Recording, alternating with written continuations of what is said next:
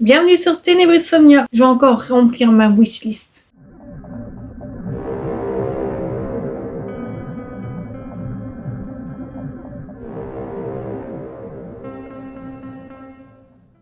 J'ai encore repéré des livres et des petites sorties pour le mois de février. Et ça va faire carrément office de vidéo seule, quoi, à thématique. Parce qu'il y en a beaucoup, il y en a à peu près 25. Et donc voilà, je ne mets pas en vlog parce que ça sera assez long, je pense. Alors c'est parti. Alors bizarrement, là, au mois de février, il y aura là beaucoup de contemporains et d'historiques. Très peu d'horreur, hein, donc bon. Voilà, je préviens. Donc j'ai repéré Antoine, un fils aimant, de Sandrine Cohen, pardon.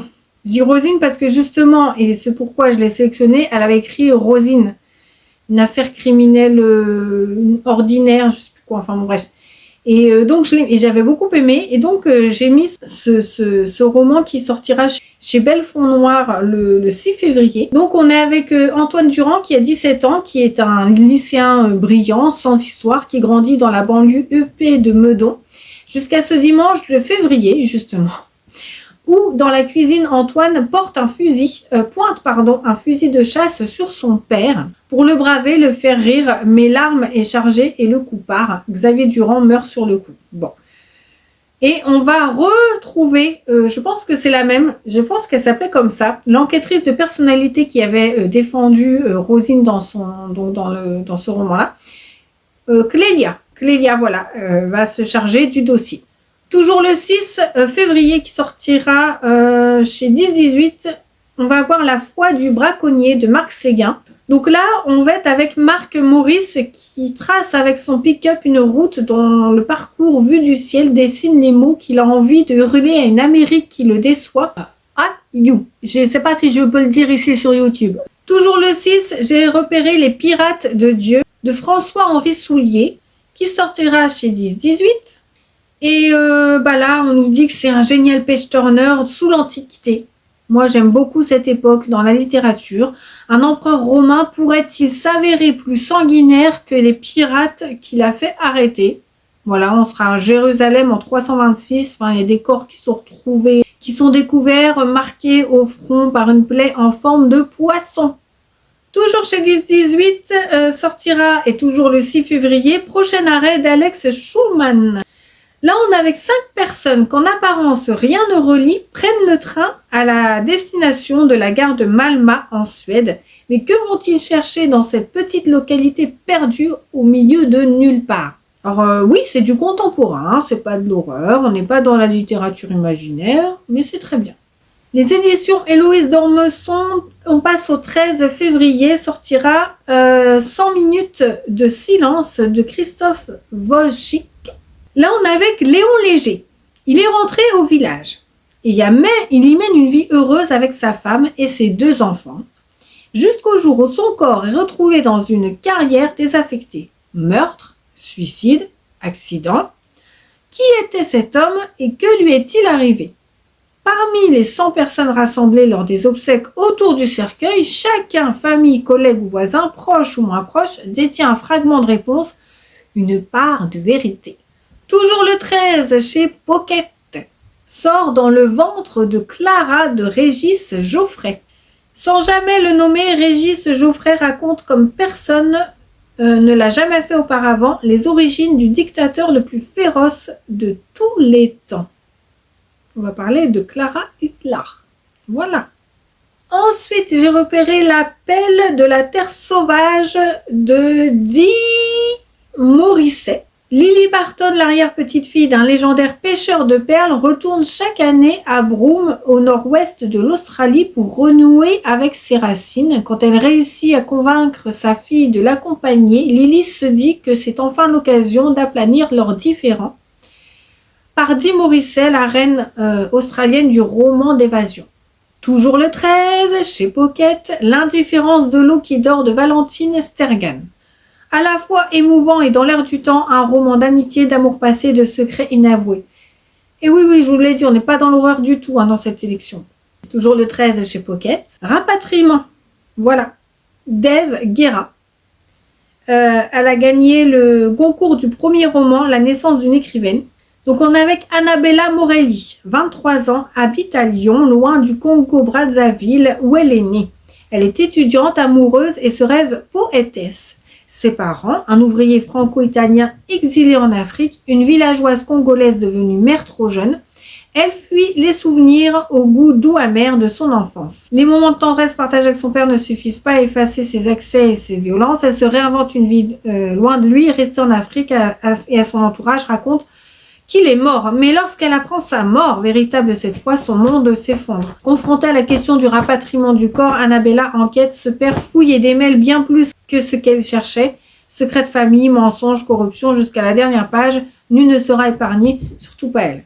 Le 20 février, chez Belfond, Au pays du dieu animal de Carole Ben-Simon. Carole Ben-Simon s'inspire d'un fait divers réel pour nous raconter un Brésil en crise, conservateur, mais aussi d'une fascinante beauté mélancolique. Entre romans d'apprentissage et romans policiers, Au pays du dieu animal nous plonge dans un univers trouble de relations brisées, de secrets et de violence. Le 20 chez l'Archipel, Dans cette vie est la suivante de Léa Vollen. Léonie apprend qu'elle est rayée de la sécurité sociale car elle est déclarée morte. Une erreur qui tombe mal dans la vie de cette trentenaire qui peine à surmonter une rupture amoureuse. Elle va découvrir que d'autres personnes sont confrontées au même problème et va se lier d'amitié à deux d'entre eux. Ils vont s'entraider pour ce retour à la vie. Le 20 chez les Escales. Bonne fête des mères, papa. De Roland Pérez. Comment faire face à l'absence d'une mère? Là, en fait, on va suivre un père qui a toutes les charges et du père et de la mère, les deux rôles, en fait. Ensuite, j'ai repéré De larmes et d'écume de Stéphane Michaka, chez Pocket le 20, toujours. Laissez-nous entraîner par une des énigmes les plus obsédantes du 19e siècle, au rythme d'une enquête à la Conan Doyle, des personnages à la Dickens et d'une épopée navale. J'adore tout ce qui se passe sur des bateaux, je ne sais pas pourquoi, dans les romans, parce qu'en vrai, c'est pas la peine. L'adieu aux îles d'Hervé Jaouan, toujours le 20 chez Pocket. Donc, on nous dit là, j'ai bien aimé la couverture.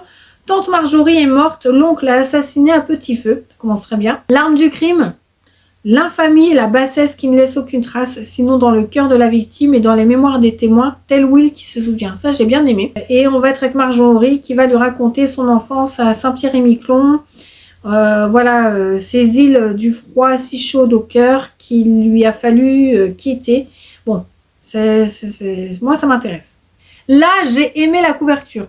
Le speech un peu moins, mais j'ai vraiment mis, comme quoi des fois, hein, le mariage de Dorothy West. Donc chez 10-18, le 20 toujours, on en était 1953 sur la petite île de Martha's Vineyard, dans le très élitiste quartier de l'Oval, une nouvelle fait grand bruit. Shelby Coles, jeune débutante issue de la haute bourgeoisie noire de Boston, est sur le point d'épouser Maid, un musicien de jazz blanc. Voilà, on se doute du sujet, et on nous dit, par contre, ça je ne savais pas, un très grand classique de la littérature américaine enfin en poche. Il mérite d'avoir sa place dans cette sélection. Et oui, aussi, j'aime beaucoup quand une intrigue se passe simplement dans un quartier comme ça. J'aime beaucoup. Pourtant, j'aime pas Desperate Housewives. Hein. Ensuite, chez 10-18, toujours le 20, Max, des taudis de New York au faste d'Hollywood par Howard Fast. L'épopée fictive d'un héros qui, parti de rien, deviendra le roi d'Hollywood, une saga passionnante sur l'histoire du cinéma et l'incarnation de l'American Dream par l'auteur de Spartacus, j'ai pas lu. On va débuter de New York de 1891 pour atterrir, je pense, jusqu'en 1920, donc à Hollywood. L'époque, une ascension comme ça, du rêve américain, ça m'intrigue beaucoup. Alors là, on est dans un truc un peu plus creepy. Donc, c'est Un cri dans le désert de Catriona Ward qui sort le 20 chez Sonatine. Ne vous aventurez pas dans le désert, méfiez-vous des chiens errants et surtout ne faites confiance à personne. Voilà, je vous dis pas les résumés, hein, ça va prendre 3 heures. Et elle a écrit donc La dernière maison dans les bois que je n'ai pas lu et que voilà, celui-là, je vous cache pas, hein, même s'il y a d'autres genres, c'est un des livres qui me donne le plus envie de cette sélection. Ensuite, chez 10-18, toujours le 20, sort un crocodile, je ne vois pas, un crocodile s'en allait à la guerre de Antti Tuomanen.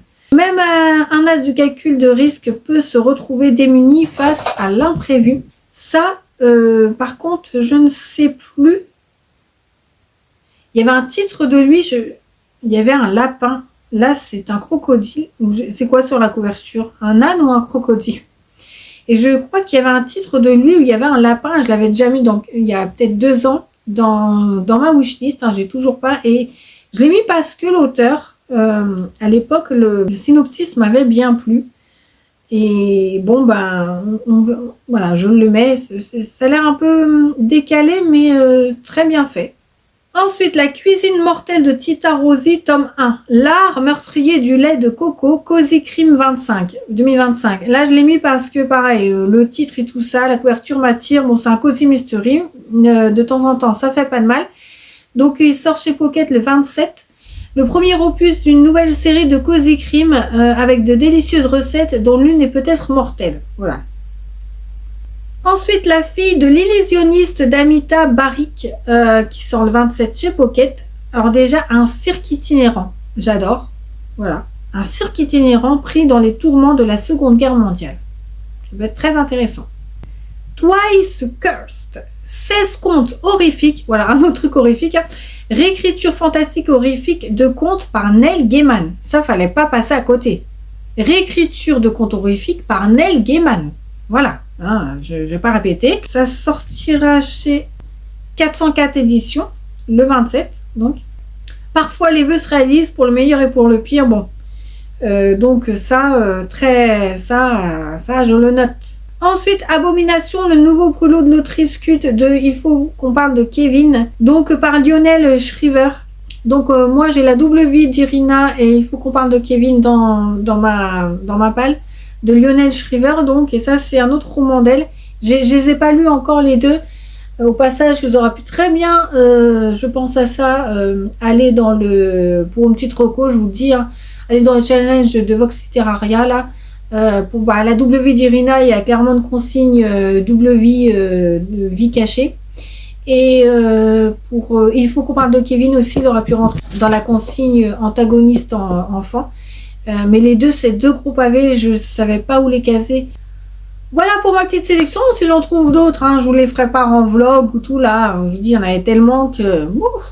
Dites-moi si vous avez repéré des livres aussi, hein, du coup. Et puis dites-moi ce que vous pensez de ces livres. Je vous dis à bientôt sur Ténébris Insomnia.